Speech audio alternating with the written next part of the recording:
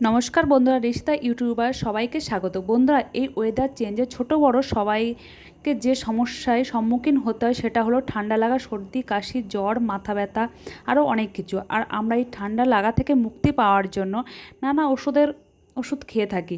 তবে সবসময় তো ওষুধ খাওয়া স্বাস্থ্যের পক্ষে খুব একটা ভালো নয়।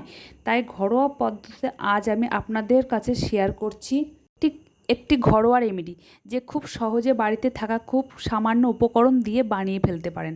আর সর্দি, কাশি, জ্বর যাতে খুব তাড়াতাড়ি ভালো হয়ে যায়, এটা 100% গ্যারান্টি। এটা আমি আমার বাচ্চারা সবাই খেয়েছি, এটা আমার খুব উপকার হয়েছিল।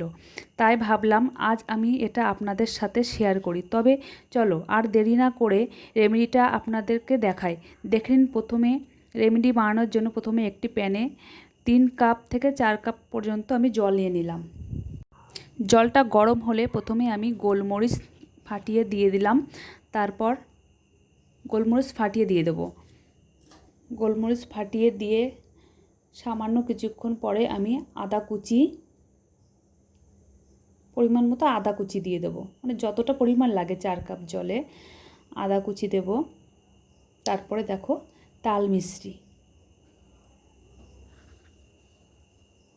এইগুলো কিন্তু তুমি মানে কি ওয়েদার এটা প্রতিদিনই খেতে পারো, তাহলে তোমার দেখবে কখনো সর্দি কাশি আসবে না। এগুলো খেলে খুবই উপকার শরীরের পক্ষে। তারপরে একটু দিয়ে দিলাম মধু। মধু দেওয়ার পরে ভালো করে আগে থেকে ধুয়ে রাখা তুলসী পাতা থেতো করে আমি দিয়ে দিলাম, যাতে ওর রসটা ভালোভাবে মিশে যায়। তারপর 2টি তেজপাতা দিয়ে দিলাম, বাসক পাতা দিলাম।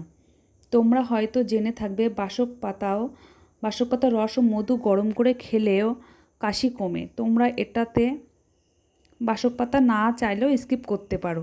তারপর এই সমস্ত সব কিছু 10 মিনিট থেকে 15 মিনিট ভালো করে ফুটিয়ে নিতে হবে। ফোটানোর পর দেখবে ঠিক এর কালারটা লিকার চায়ের মতো চলে আসবে। এটা খেতে কিন্তু খুব একটা খারাপ না, ভালোই লাগে। তোমরা এটা গরম গরম খাবে। আপনাদের যদি এই রেমেডিটা ভালো লাগে অবশ্যই লাইক, কমেন্ট, শেয়ার করবে। আর অবশ্যই বানাবেন। যদি আপনারা এটা উপকার পান শেয়ার তো করবেন, না পাশে থাকা বেল আইকনটি চেপে সাবস্ক্রাইব করে দেবেন। আজকের মতো টাটা।